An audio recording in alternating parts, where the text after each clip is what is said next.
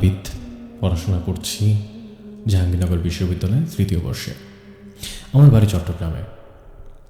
সঙ্গত কারণেই আমি যেই জায়গার ঘটনা সেই জায়গার নামটি উল্লেখ করতে চাচ্ছি না।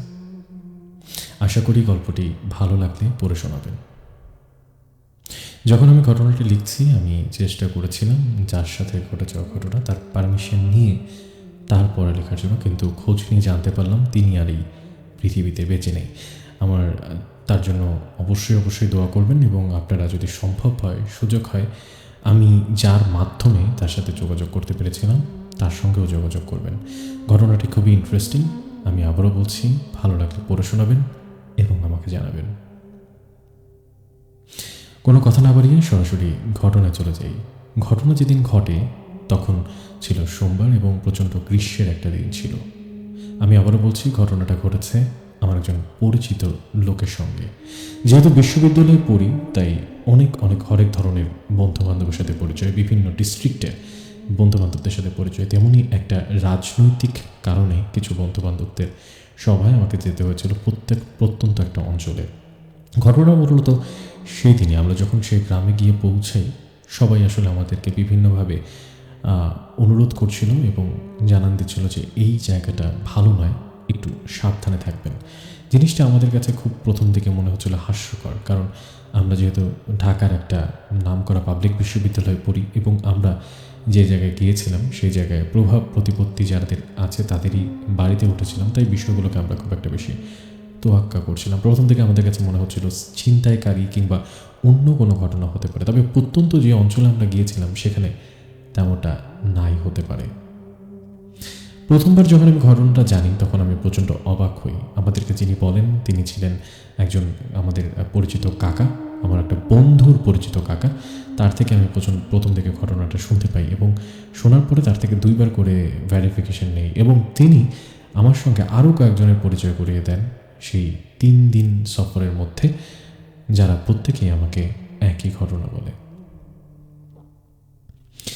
আমার সাথে যেদিন ঘটনাটি ঘটে সেদিন ছিল সন্ধ্যার সময়।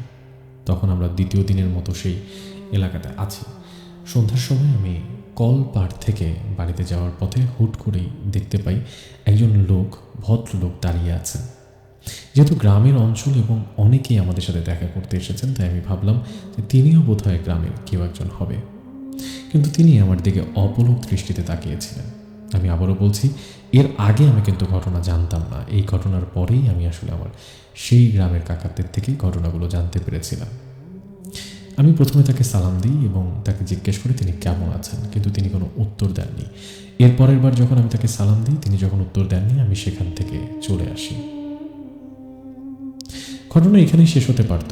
সেই মানুষটি কে ছিলেন আমি ভাবতেও পারতাম না, আমি হয়তো বা জানতেও পারতাম না যে তিনি কোথা থেকে আসলেন এবং কেই বা ছিলেন।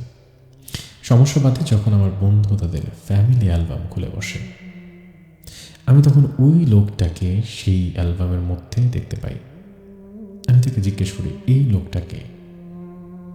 সে তখন বিস্তারিত ব্যাখ্যা করে বলেন তিনি তার পরিবারের একজন সদস্য, কিন্তু সবচেয়ে অবাক করার বিষয় হচ্ছে যখন জানতে পারি যে সে আসলে বেঁচেই নেই। অনেকভাবে আমি আবারও বলছি, ঘটনা আমি কতটা গুছিয়ে লিখতে পারছি আমি জানি না, কিন্তু সেই সময় যখন আমি জেনেছিলাম যে এই লোকটি, ছবির ফ্রেমে দেখা লোকটি বেঁচে নেই, তখন আমার হাড় হিম করে দেওয়ার মতো অবস্থা। আমি তখন তাকে সাথে সাথে সব কিছু খুলে বললাম। সে আমার দিকে কিছুক্ষণ তাকিয়েছিল, এরপরে সে কাকাকে ডাকেন এবং কাকার সাথে আমাকে বসিয়ে দেন। পরে কাকার থেকে আমি ঘটনা শুনতে পাই। ঘটনার শুরু আজ থেকে প্রায় 10 থেকে 11 বছর আগে। তখন এই অঞ্চলে 2টো ডাকাতির ঘটনা ঘটে। প্রথম ডাকাতির পরের 2য় ডাকাতির মাঝখানের দূরত্ব ছিল হচ্ছে 4 থেকে 5 মাস। প্রথম ডাকাতি যখন ঘটনাটা ঘটে সে তখন ডাকাতরা এসে এলোপাথারি কুপিয়ে 2জনকে হত্যা করে। তার মধ্যে একজন ছিল যাকে আমি দেখতে পেয়েছিলাম, আর একজন ছিলেন একজন নারী।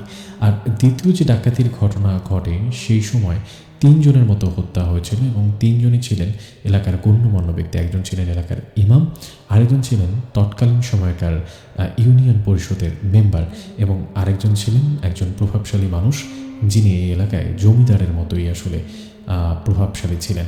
3 জনের মৃত্যুতেই আসলে পুরো এলাকার শোক স্তব্ধ হয়ে যায়। পরবর্তীতে ডাকাত দলকে গ্রেফতারও করা হয় এবং তাদের পরিপূর্ণ শাস্তিরও ব্যবস্থা করা হয় দেশের প্রচলিত আইনে।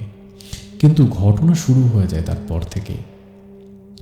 বিভিন্ন সময় তাদেরকে নিয়ে বিভিন্ন ধরনের ঘটনা পুরো এলাকায় ছড়িয়ে ছিটিয়ে থাকতে থাকে এবং আমাকে যিনি কাকা ঘটনা বলছিলেন তিনি বলছিলেন যে তিনি সেই ঘটনাগুলো বিশ্বাসও করতেন না বা বিশ্বাস করছিলেন না। তার কাছে মনে হচ্ছিল যে মানুষ আসলে সব কিছু বানোয়াট করছে, বা তার কাছে মনে হতো যে মানুষ, পুরো গ্রামের মানুষ আসলে নিজেদের মতো করে ঘটনাগুলো বানিয়ে নিচ্ছিল। কিন্তু প্রথম যেদিন তিনি আবিষ্কার করেন এবং প্রথম যেদিন তিনি বুঝতে পারেন যে আসলে ঘটনা সত্য, তখন আসলে তার কিছুই করার ছিল না। সেদিন তিনি বাড়িতে ছিলেন একা।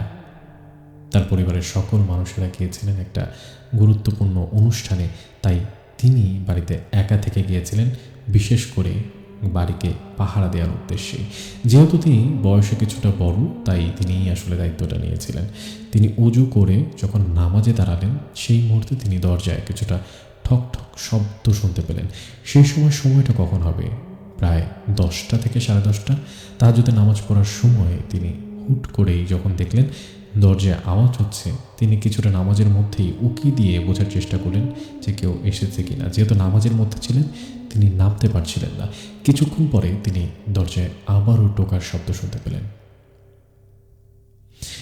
গ্রামের অঞ্চলে রাত 10টা মানে হচ্ছে অনেক রাত, খুটখুটে রাত। প্রায় 7:30 8টার মধ্যে সকলে ঘুমিয়ে পড়ে, আর 10টা 10:30 মানে হচ্ছে অনেক অনেক গভীর রাত। ওই সময়ে রাতের বেলা কি এসেছে সেটা নিয়ে একটা ভয় কাজ করছিল আমার কাকার মধ্যে।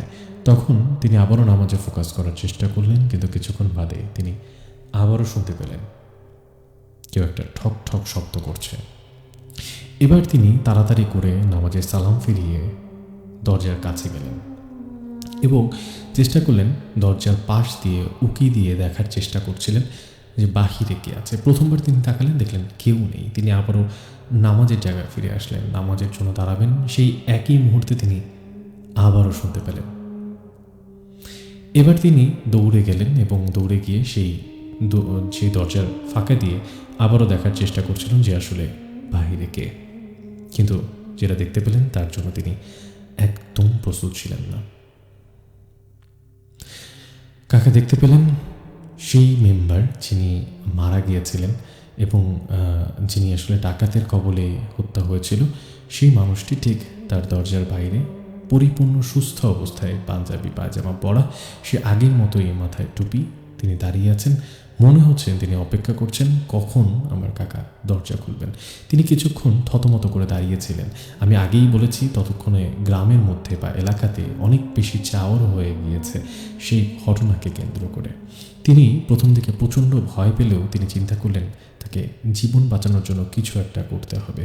তিনি তখন দৌড়ে তার একটা বালিশের নিচ থেকে একটা দা নিলেন এবং দা নিয়ে তিনি আবারও দৌড়ে ফিরে আসলেন।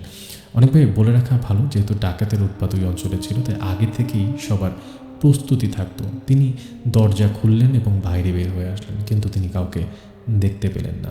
তার একটা ইচ্ছে ছিল যে যাই হবে আজকে তিনি একটা রফা দফা করবেন, কিন্তু তিনি আর কাউকে দেখতে পেলেন না। তিনি পুরো ঘরের চারপাশ দিয়ে ঘুরে বেড়ালেন। তিনি প্রচণ্ড সাহসী ব্যক্তি ছিলেন।